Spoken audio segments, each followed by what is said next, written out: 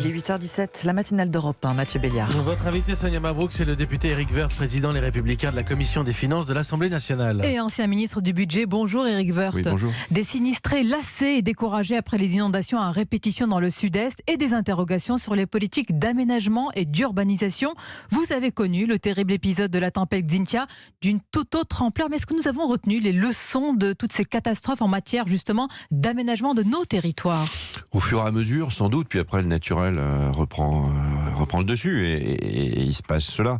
Simplement, je vois que dans un pays quand même plutôt équilibré sur le plan climatique, plutôt modéré, ce type d'épisode, comme on dit, climatique, devient quasiment un fait commun, classique, banal. On voit toujours ces mêmes images de gens dans leur maison inondées, ce qui était épouvantable, affreux, avec les mêmes commentaires. Je ne sais pas, il faut en tout cas travailler sur la construction, travailler sur tout cela. On dit ça à chaque fois et puis finalement on le fait un peu quand même, hein, ici ou là on le fait un peu, mais cette répétition d'épisodes est terrible.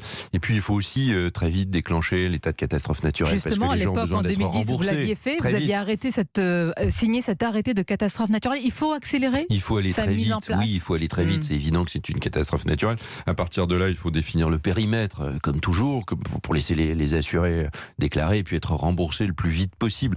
Mais ça a un côté terrible pour toutes les personnes qui sont victimes de cela. Mais on voit qu'on est très sensible. En réalité, on est une société très très fragile. Regardez, il tombe 5 cm de neige, il y a des centaines de milliers de ménages qui n'ont pas l'électricité, donc pas le chauffage, etc. pendant très longtemps. C'est assez incroyable. On est très très fragile. La technologie nous rend de plus en plus fragiles.